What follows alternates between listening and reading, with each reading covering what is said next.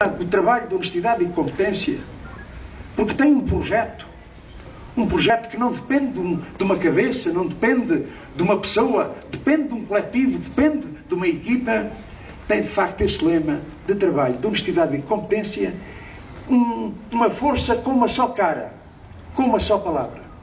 Aquilo que estamos aqui a dizer nesta rua será o mesmo que diremos lá na Assembleia Municipal, na Junta de Freguesia ou na Câmara Municipal, na Assembleia da República, seja onde for, porque esta força só tem uma palavra, uma só cara e honrará o voto que lhe derem, assumindo como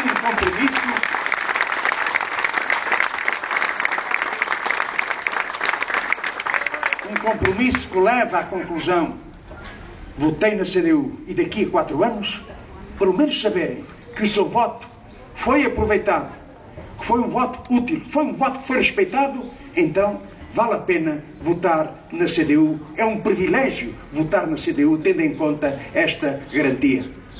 São eleições para as autarquias. São eleições que devem centrar-se em relação ao poder local. Pois, camaradas e amigos, sendo isto verdade, não podemos desligar a situação nacional que vivemos. Os problemas que hoje afligem o nosso país e afligem os portugueses. Porque estas eleições, sendo para o poder local, têm hoje a concorrer forças que ou estão no governo ou assinaram esse documento mortífero, esse pacto de agressão com a troika estrangeira, tem levado a uma situação dramática para milhões de portugueses. Eles assinaram aquele documento, PS, PSD e CDS, dizendo que aquilo era uma ajuda, que vinha uma ajuda do estrangeiro, porque estávamos na bancarrota, porque tínhamos muita dívida, porque tínhamos muito déficit, que era preciso, enfim, fazer sacrifícios para sair dessa situação de endividamento, esse déficit excessivo. Era uma ajuda, diziam eles. Uma ajuda de 78 mil milhões. Mas esses tais 78 mil milhões, uma grande parte nem sequer veio para Portugal, ficou logo em juros nas mãos da Troika. Mas aquilo que veio, para onde foi?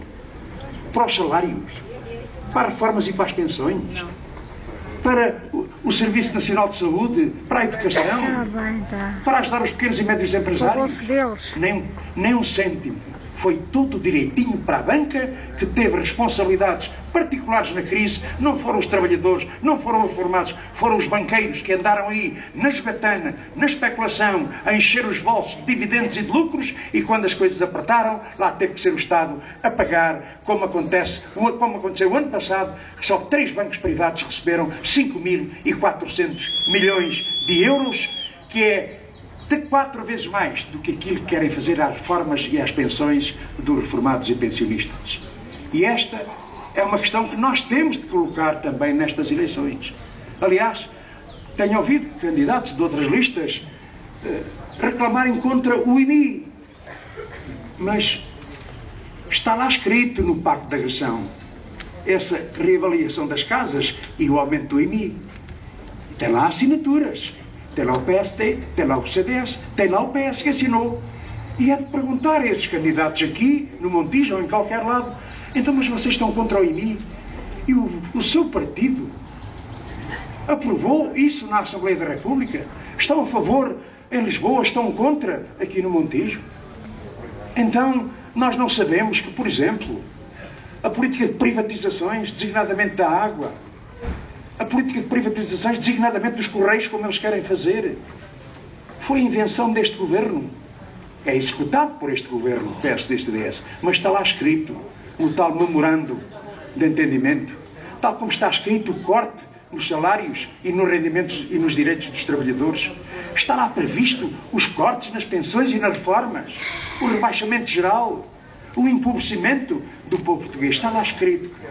Portanto, não dá a bota com a perdigota virem aqui para as localidades dizer que querem isto, que estão contra aquilo e etc. E depois a força política que o representa faz uma coisa totalmente diferente lá em Lisboa, na Assembleia da República.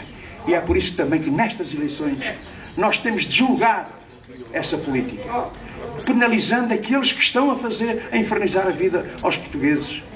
E preparemo-nos, porque eles ainda não disseram tudo.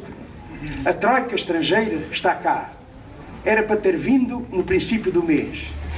Adiou a sua vinda por 15 dias para que a sua avaliação, o seu relatório, ou seja, a sua bancada, só seja conhecido depois do dia 29 de setembro. Não querem que os portugueses conheçam o resultado dessa avaliação. Tal como o Governo não quer que se conheça, por exemplo, o Orçamento de Estado para 2014.